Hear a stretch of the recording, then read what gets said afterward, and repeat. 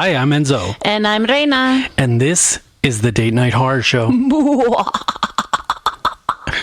Reyna, can you believe it? It's the end of 2024. I know. Happy New Year. Reyna, it's been a really good year for horror this year, too. It sure has. There's been some really good stuff that has come out. Yeah, and I feel like we've been embedding ourselves in the darkness this entire year.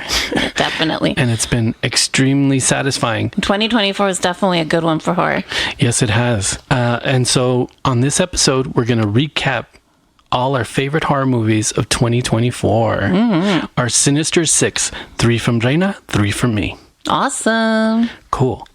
And on this episode too, Reyna, we're going to do our feature review of Nosferatu. Yes. 2024. Woohoo. Yeah. Are you ready to just kick it off and start the curation? Let's do it. Okay, here we go. Do you have a first film that you want to kick it off with? Yeah, so let's start it off with A Quiet Place. Oh, yeah. Day one. That was great. Yeah, I really like this franchise a lot. Mm-hmm. I feel like all of the films have been really good. Yep. Which, again, is very rare because sometimes, you know, they kind of lose their magic. Yeah, especially crossover horror films, mm-hmm. which this one definitely is. I always like a good prequel. Yeah. Like, I always want to know the origin and how it all started. Yeah, and it's tricky to pull off, too. Very tricky to pull off, but hey, they did it. Mm-hmm. They did it with this movie. They really did a good job of you know, how it all the alien invasion started. Mm-hmm. Great cast, of course. Yeah. Very doom and gloom, which was good.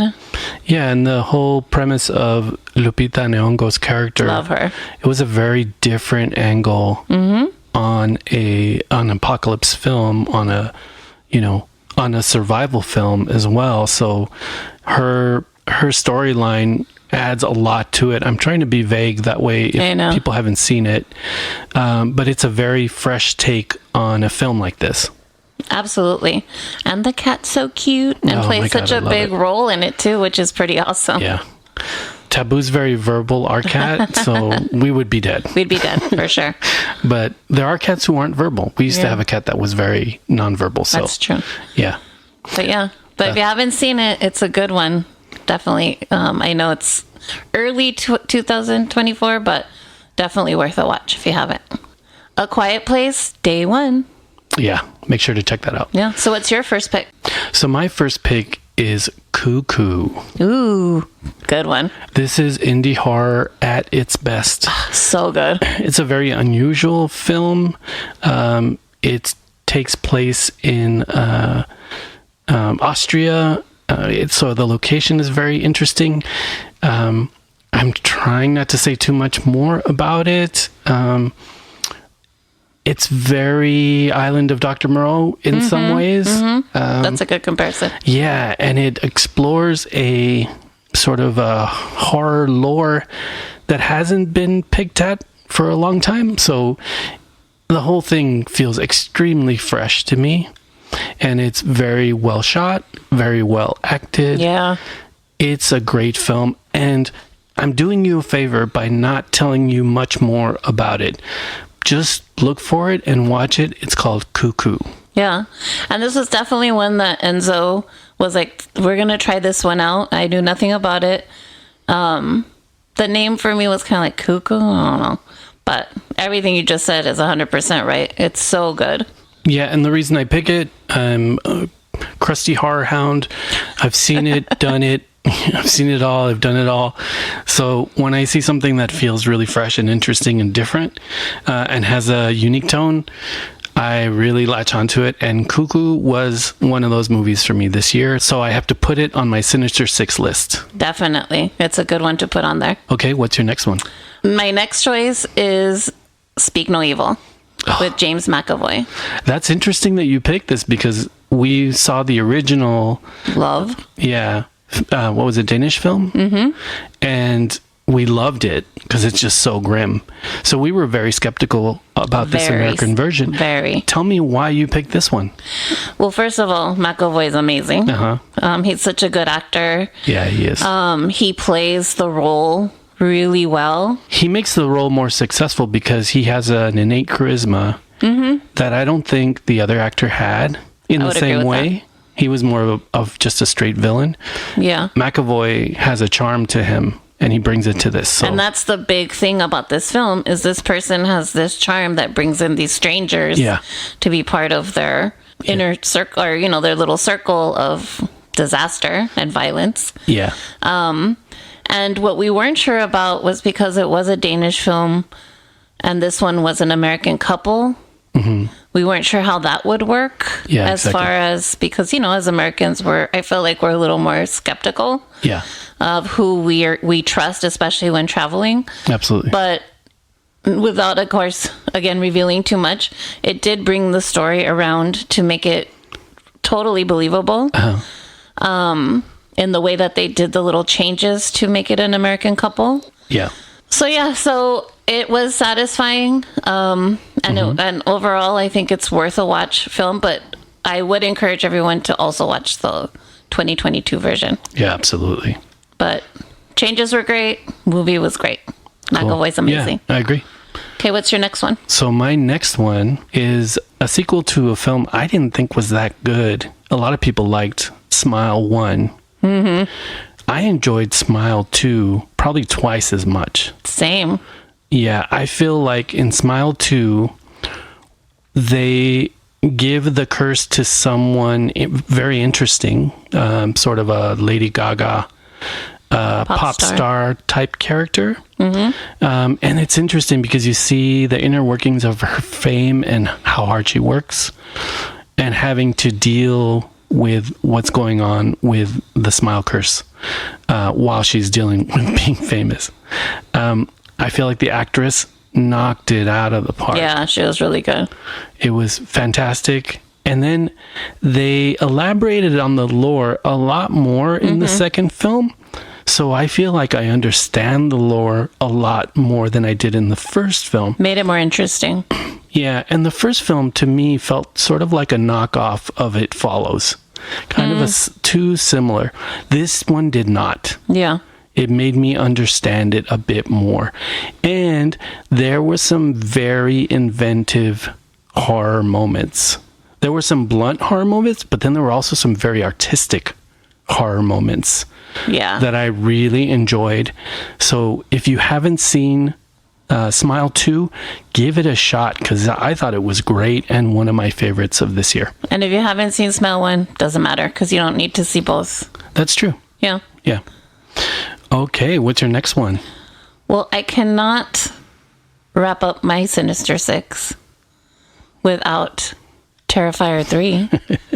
And I won't go into a lot of detail because that was our last podcast. But he's an amazing character. Definitely my Sancho, my number one. Yes. In the horror world. So watch it. Terrifier 3. Yes. An amazing third film.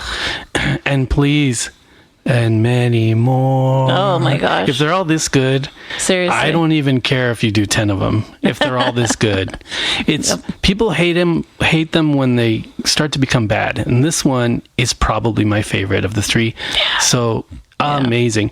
And it would have been on my list as well, but I knew you were going to take it and represent Art the Clown like you always do. And I totally agree. Yep. Can't wait for 4. So what's your wrap up?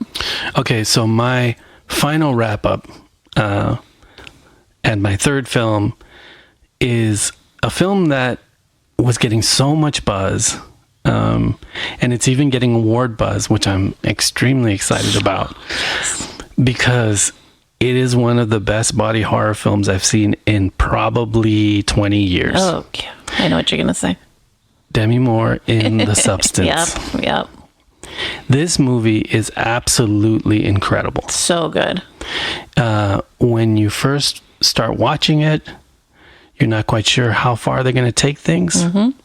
And by the end, I'm sure people who've seen this, they take it very, very, very far. Like Cronenberg far. Yeah. So I tip my hat to Demi Moore for doing this film. And she did a lot of scenes that took a lot of bravery. A lot of bravery. And she was incredible in it. Yeah. And it was just an amazing film. Like, it just blew my mind how good it was. And I hope they win awards for it. But for me, as a horror hound, it is probably my favorite film of the year. Oh, it was so good. And as a woman, all the body horror, as a woman, and all the insecurities and criticism that a woman has to endure. Absolutely. I mean, nail on the head. Hits it so well. And you're right. She's so brave to be a woman of her age, even though she looks incredible. Yeah. But still, like, kudos to her. Yeah, and we haven't done a full review of The Substance, but I definitely want to do one in the future because I love this film so much. I love this director. She's a female French director, and she did the movie Revenge, which I loved as well. Such a good one. She is incredible. Like, she's artistic, but also leans heavily into horror, is not embarrassed to be there, loves the genre clearly. And I saw her do interviews, and she was saying Cronenberg was a big influence. What I love is she brought herself to the Cronenberg type film. Like, there's a lot of her in this. It's my favorite film of the year. Yeah, it's an incredible film. So if you haven't seen it, I highly recommend it. Absolutely. And for your horror hounds, just go ahead and buy it. Oh, yeah. Because you're going to love it. Yeah. Okay, so I want to mention a few other honorable mentions and get your thoughts on those. Okay. Ready? So we did our Sinister Six. Now here are the honorable mentions. In a Violent Nature. Yeah. So it probably has one of my favorite kills of 2024. Absolutely. I won't say what it is in case you haven't seen it. But it's creepy. It's definitely creepy. Not, I thought the use of perspective was interesting. Yeah. It almost felt like a video game. It's kind of a third-person view of your main character. The kills were brutal. Very brutal. Were brutal. So, I felt like it had the bones of a good slasher. So I enjoyed it for that part. And I tipped their hats to doing something inventive and different. That's true. It was a different perspective on it. So yeah, I appreciate that. Yeah. One of my others was Infested. You know how I feel about spiders, Reyna. This is a French film. You love them. It came out on Shudder, and there were moments where I actively screamed at the top of my lungs, like kind of involuntarily screamed, because I'm so scared of large spiders. I can vouch for that. Yeah, we grew up in the desert, so we would see tarantulas like every 2 weeks. Yeah. And they're terrifying up close. And there's a lot of big spiders in this movie. Yeah. And because I love horror and I love the fear response, I put myself through that shit. Like, I watch movies like this because they really scare the shit out of me. And this film did a great job. Yeah, it did. I mean, the spiders are creepy with their hairiness and their... Yeah. Late Night with the Devil. Oh, yeah.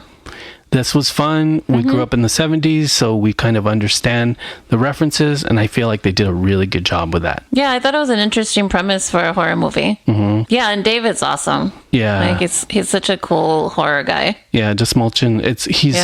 He's so cool to see in everything. I feel like he's becoming sort of like a Vincent Price. Yeah, And I can see that. He has the right face for it too. And he loves horror. He's always on those, Shudder specials and stuff. So more power to you, buddy. Like, you're awesome. And he's friends with the Boulet brothers, so he's awesome. And we love the Boulets. Yes. Okay.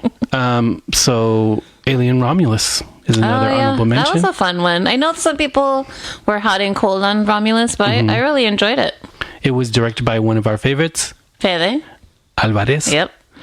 And he's done a bunch of films that we love, like the Don't Breathe series, which I feel is fantastic. Love the Don't Breathe series. So when he got this film, I was so excited because I thought his sense of tension and, roller coaster horror, he's just so good at it. And that definitely shows in this. Yeah. There were things about it that weren't my favorite. But overall, I feel like it's one of the better Alien movies in recent memory. So yeah, I had to mention that. Yeah. There's another one I really liked that we saw on Shudder, intimate horror. You'll Never Find Me. Has a very small set, very small cast, but it's really unsettling and really well acted. Look for that one. I thought that was really good. That's a good one. Great example of smaller, intimate horror. So I have another question. Now that we've gone over some of our honorable mentions, what are the films that surprised you this year? Yeah, I guess Night Swim was probably one of them. Because I mean, I'll be honest, like I don't, as you all know, I don't watch trailers, so there's that. But it didn't really catch my attention. That much, like just visually. I thought the basic premise would not work. Yeah, and I don't know, swimming pool. I don't know. Yeah.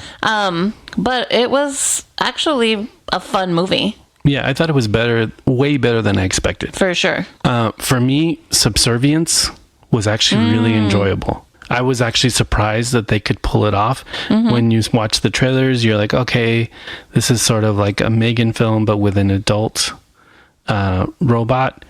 And I thought Megan Fox was really good in it. Like, she was creepy, dude. She was creepy. No, I'm just kidding. Yeah. Not a bad robot to bring home. But, yeah, I mean, at first I was kind of, come on. Like, really? I thought it was good. I thought it was way better than I thought. Surprisingly good. Yeah. If you haven't seen that, check that out. I think it's on Netflix right now. Yeah. So, yeah, give that one a shot. And that was a surprise for me. Are there any movies that disappointed you? Long Legs. That might be an unpopular opinion. Yeah. But it just did not do anything for me. And I was really excited to see it. Yeah. Oz Perkins, he did one of my favorite indie horror films of the last 10 years, which is The Black Coat's Daughter. Oh, yeah. But for me, he has been a little inconsistent. Some of his later films beyond that weren't that good. And sorry, I sort of felt Longlegs was a bit derivative and didn't really stick the landing for me at all. Yeah, and then everyone was talking about Nick Cage and his performance, and his performance is good. The bad part is his makeup. Terrible. His makeup looks like he's wearing makeup, so it just doesn't land. It was a total fail. Yeah, and then they don't explain it. Okay, does this guy have bad face work? What's the story? Why does his face look like that? It just didn't quite work for me. Yeah, it would have helped to have some backstory on it for sure. Yeah, and hey, if you like the movie, more power to you. But for me, I agree with you, Reyna. It didn't quite work for me.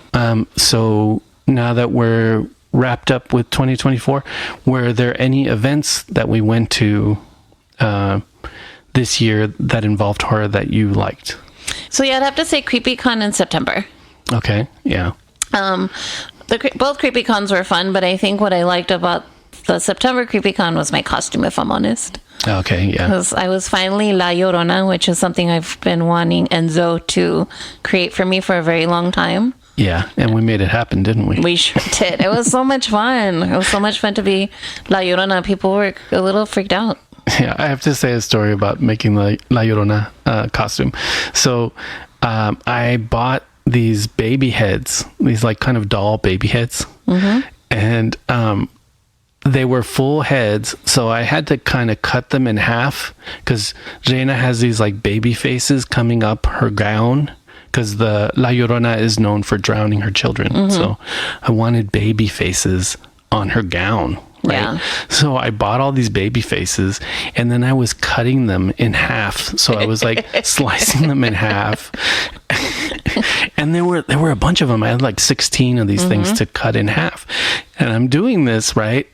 And through the process of doing that, I have these half baby faces everywhere, in my office. And for a brief moment, I'm like, what am I doing with my life? But yeah, the costume came out really good. I loved it. I think it worked. Every year we try to improve the costume. So if you're going to wear it again, I want to add a few things. I'll definitely wear it again. To make it better and better. And during that event, I was the Mothman, which is something cool. I've been wanting to do for years because I love the Mothman. So we were both urban legends. And yeah, that was a fun time. What's interesting is one of my responses to our favorite events is CreepyCon in last January. Oh, really? And that's where I wore the clicker costume. Ah, so cool. And you were Leatherface. Well, that's fun. Yeah, and that was a lot of fun as well. And again, at the beginning of every year, I always give myself these plans. You know, do more costume work, do as much of it as you can. And then at the end of the year, like this year, I find that I have achieved what I wanted to achieve, which is great. Those two, the clicker and Mothman, have to be two of my favorites. Thank you, babe. I love those. Those are really fun. Those were like, I took my time with those and I really tried to enjoy myself. Sometimes I put myself under a lot of strain, especially with our busy work schedule. But that one, I'm like, take your fucking time, relax, enjoy it, make it good, draw it, you know. Yeah. And both those costumes turned out good for that approach. Super cool. So was there any horror TV that you enjoyed in 2024? Yes, definitely Dragula's season 666. Oh, so with good. The Boulet brothers. Yeah. I mean, I think we've talked about it before, but huge Boulet brother fans. Yep. And season 666 did not disappoint. Absolutely not. Yeah, it was great. I felt like the level of talent has really gone to another level. Like every season, there's super talented contestants. Yep. But they made it 666 made it even harder to choose which contestant you liked the most. Yeah. I felt like there's just some really talented people. Yeah, the contestants came out swinging on this one for sure. And there was a lot of interesting drama going on, but at the end of the day, the Hadouken is the talent. Yeah. The people who had the talent, they rose to the top, and it was awesome. It was great. It was great TV. I love, What about you? Is there a new horror TV? Yes, one of my favorites this year was the Creep Tapes. Oh my gosh, yes. So good. Yeah. So weird, but so good. We're not huge fans of found footage, but we love the Creep movies because the main character, he's just so entertaining, and the whole premise feels very plausible, which is very scary. Very. And the Creep Tapes just gives you more of that world and that lore, and it's very successful at it. I think it creeps you out and makes you laugh. You know, it's good. Yeah. It's good stuff. And that's on Shudder. There's 6 episodes. There's 6 episodes. And I hope they do more, because I thought they were great. And I mean, I feel like I know a couple people that might fall victim to something like that, which is really scary. Absolutely. And the last one was... Oh, it was gnarly. So, watch it. Yeah, that's good stuff. Okay, Reyna, are you ready for our feature review of Nosferatu 2024? I'm ready. Let's do it.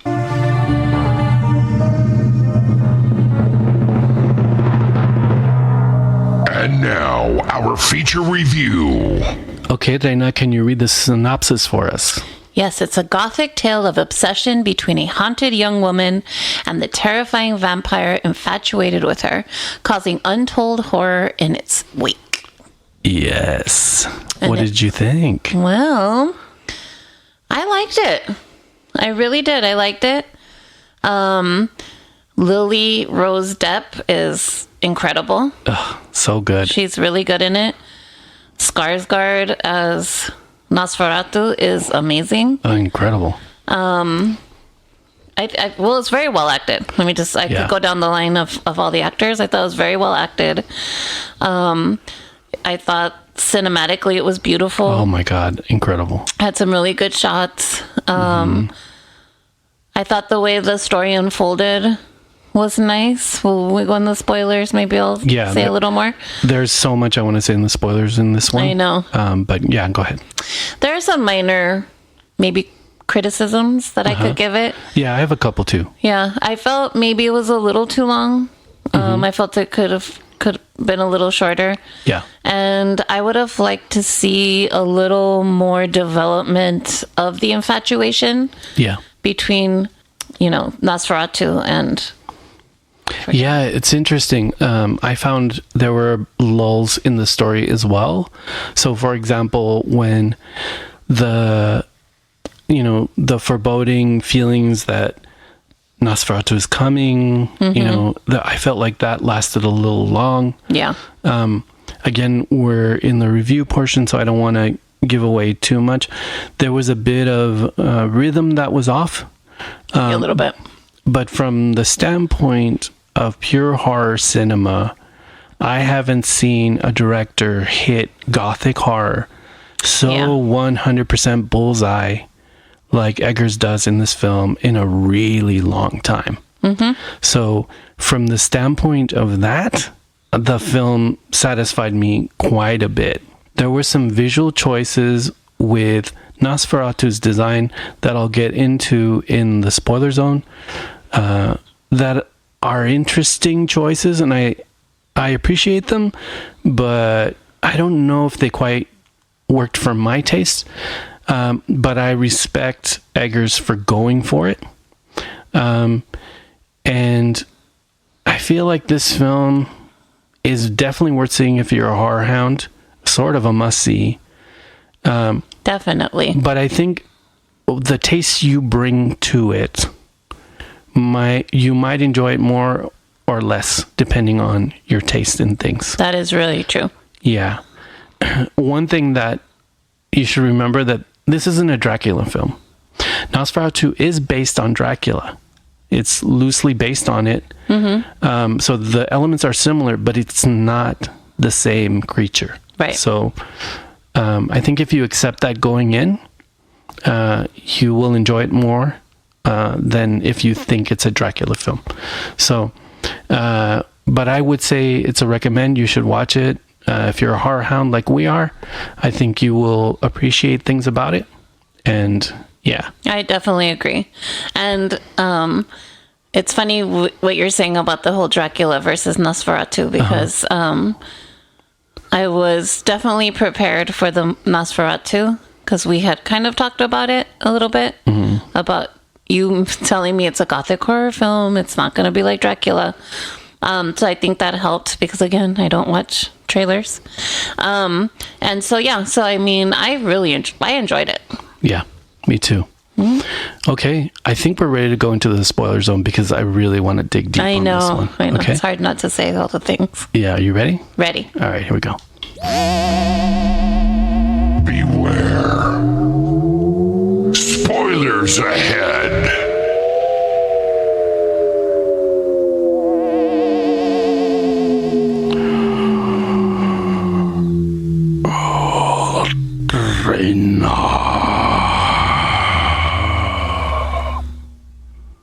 You shall obey this, my counsel.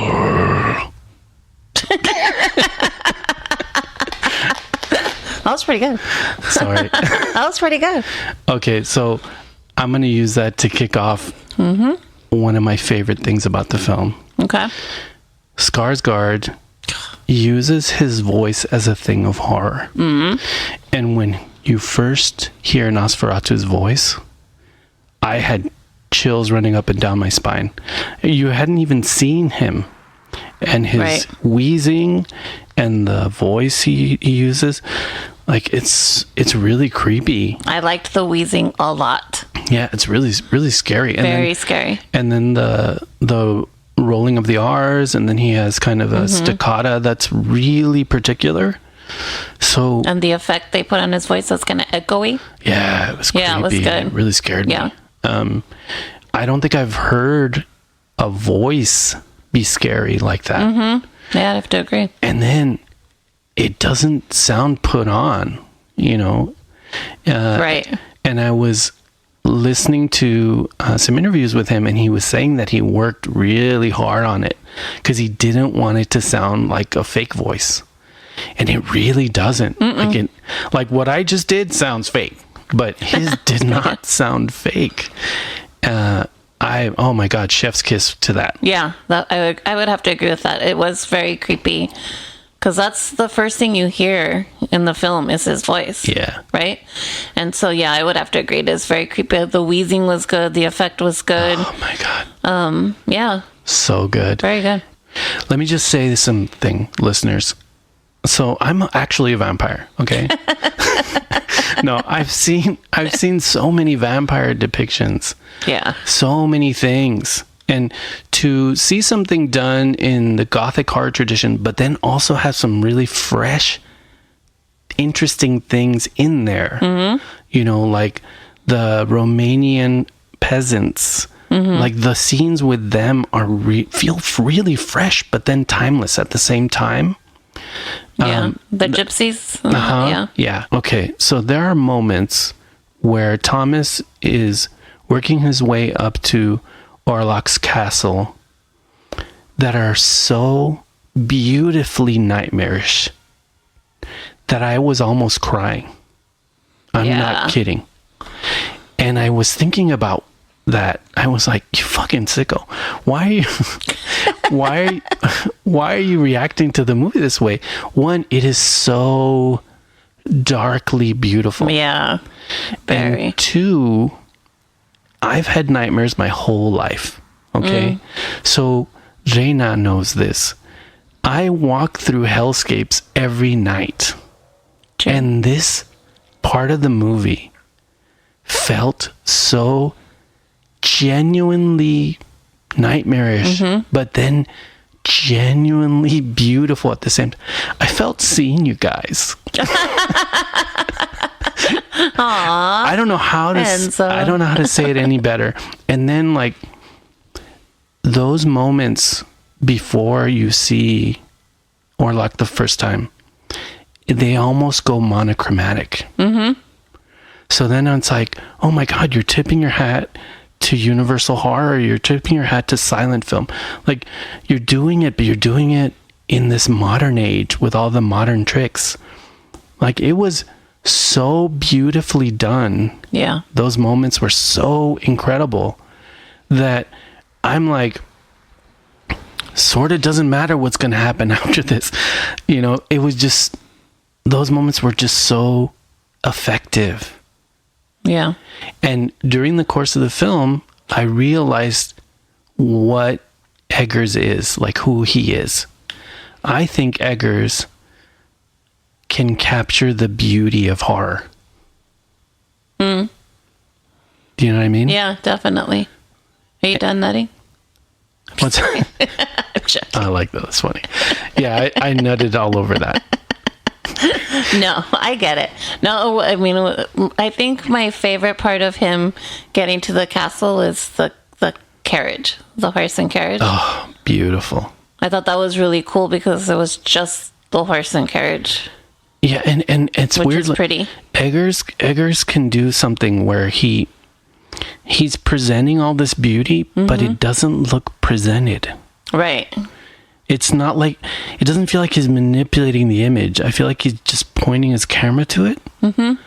Whereas like Guillermo del Toro, I love, but he clearly crafts every little thing in the image.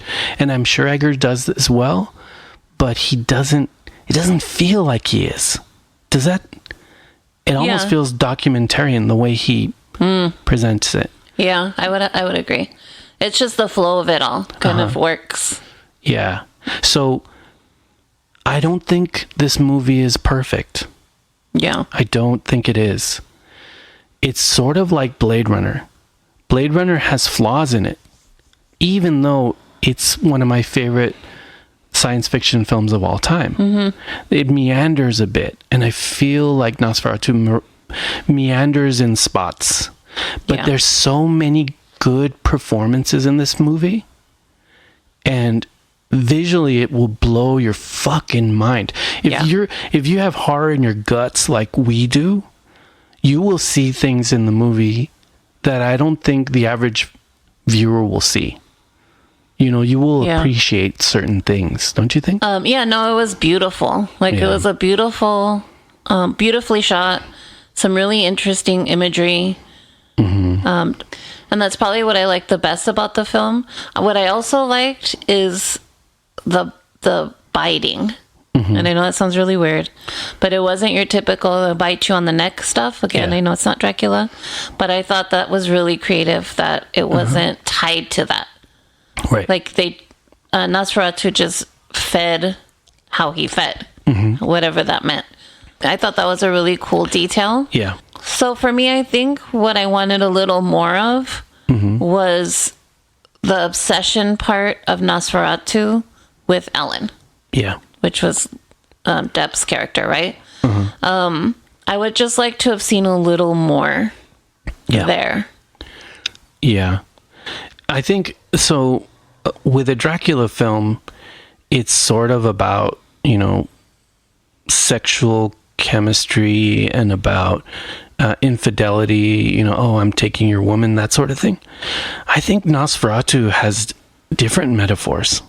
It's like, Sure. Maybe someone old's obsession with youth. And I'll even say this. I was getting pedophilia in a bit of it. So, for example, when Nosferatu, when he attacks Lily Rose Depp's character, she's very young, right? It's several years before he sees her again. Well, they definitely straddled the fence on that for sure. Yeah. And then the way he kills the daughters. Yeah, like he's different. He's a very old creature. No, I understand. Feeding on youth. Yeah, no, I get it.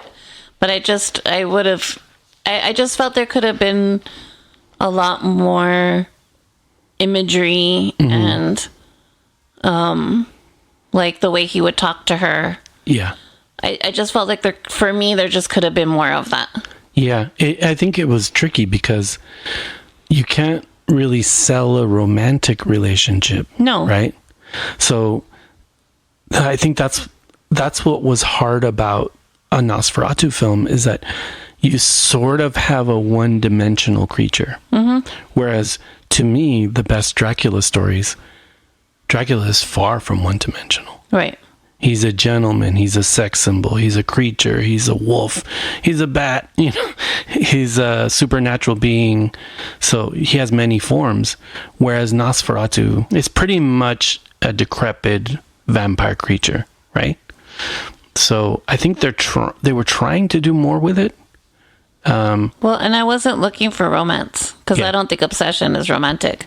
I was looking for more of like the haunting of her dreams or her consciousness. Yeah. More of that for me. Yeah, like would have been interesting for me. Yeah, like maybe more internal imagery. Yeah. Which they did do some of that, which was very cool. Yeah, I just wanted more. Yeah, I hear you. Yeah. Yeah. And what's really interesting is if you dissect the Nosferatu that's on screen, it's almost the opposite of what you normally see Nosferatu look like. Yeah. So normally Nosferatu is very thin and lanky, kind of gaunt. Yeah. And this small. Like short. And this Nosferatu looked big. Yeah. And muscular. And yes, decrepit. And then the mustache. What did you think of the mustache? It's funny that you asked me that because when I asked our friend Edith what she thought of the movie, that's the first thing. One of the first things she said was about the mustache. I don't know. It didn't bother me. Like, I didn't even think about the mustache, to be honest with you. It's interesting. I don't know. It kind of worked in a way. Yeah, it sort of worked. But I knew, once I saw that mustache, I knew why they didn't put it in the trailers. Because I think it was going to be very polarizing. You normally don't see that on a creature like Nosferatu. So it's sort of a different choice. Like it made his Nosferatu very ownable, right? So it was a very brave choice to do that. And I thought it worked for what it is. but it was, I'm like, oh, now I understand why you didn't put his face in the trailer, because I think it was polarizing. See, for me, like, he moved around in the world in a way. So maybe it was kind of to normalize him. I think it was more to make him ethnic to like Romania. Yeah. You know, sort of like, there's a silly comparison, but like Nandor with his beard and his full beard and mustache, it suits who he is, coming from Persia.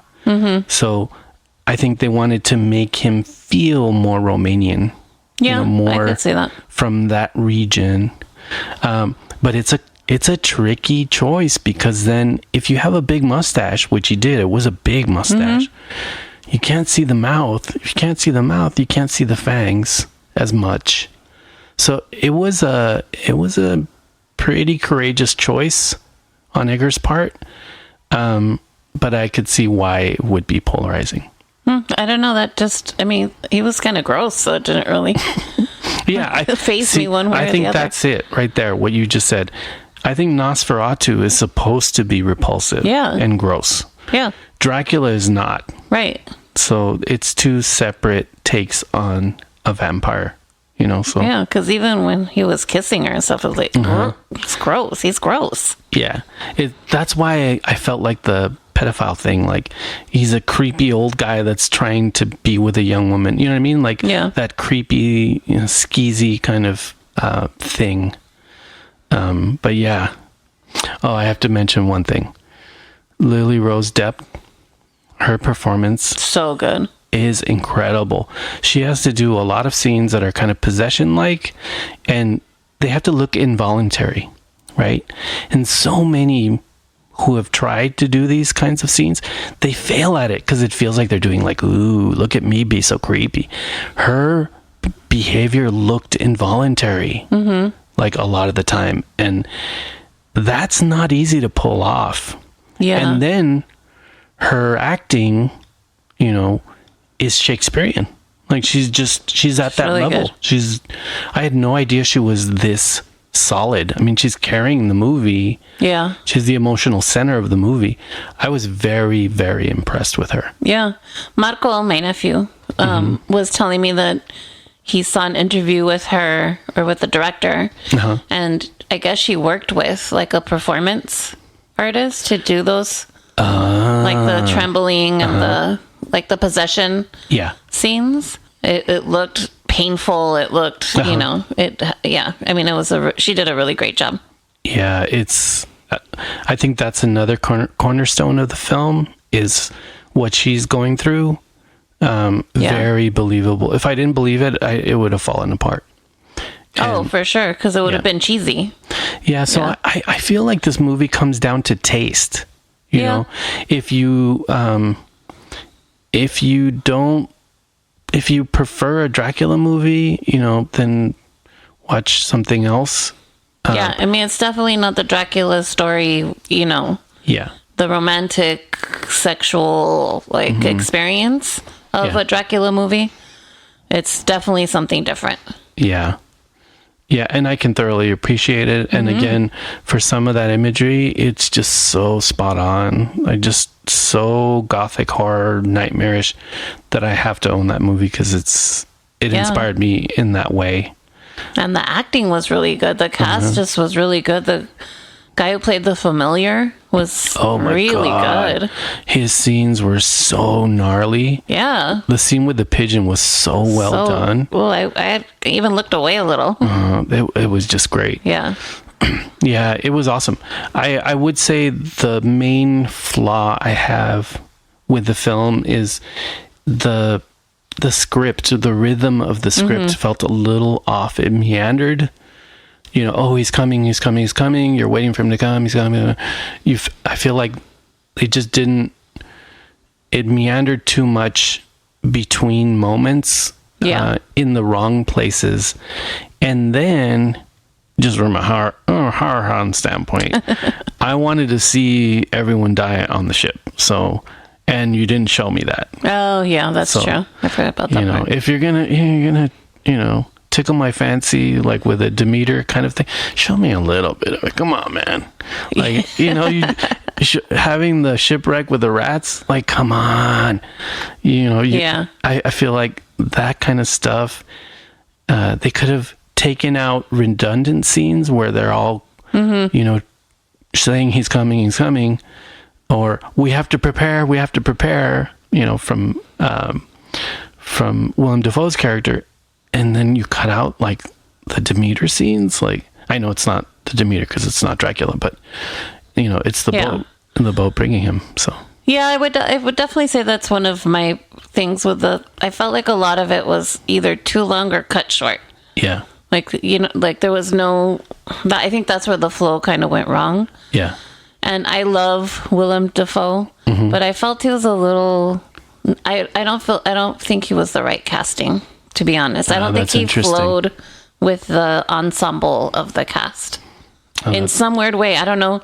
I can't put my finger on it because I do think he's an amazing actor. I don't know. There was just, I don't know. I know what you're saying because he played Max Schreck in Shadow of the Vampire, which is a phenomenal horror comedy if you've never seen it. So maybe he was cast with it because of his connection to Nosferatu. But I understand what you're saying. He's a little sideshow for everyone else. Everyone else feels Shakespearean, and then he feels like a snake oil salesman. Maybe that's the point of the character. Yeah, maybe. But I do know what you mean. It did feel a little off. Like out of sorts. I don't know. You go. Yeah. And we love Willem Dafoe. Yeah, so, I do. I love no complaint. I've never seen him in a bad role. Yeah. I don't know. Like, and he wasn't bad in this role. It just seemed, I don't know, out of sorts in some weird way. Yeah, no, I hear you on that. But yeah, I mean, aside from those flaws, again, I consider it a flawed masterpiece. But then again, like I said, I consider Blade Runner a flawed masterpiece, and I love that movie. So it's definitely worth a watch. Yeah, I think it's going to be the kind of movie that we watch multiple times and we'll appreciate it more and more. Yeah. Yeah. I agree with that. Maybe find some other Easter eggs we haven't seen or something. Yeah. Yeah. Okay. Are you ready to get out of the spoiler zone? Ready to get out of here. Yeah, I think we're ready to wrap things up, Reyna. Is there anything else you want to tell our listeners? Well, happy Horror New Year. And I look forward to what 2025 will bring us in the horror genre. Yes. Both movie and series, hopefully. And horror events. And horror events, yes.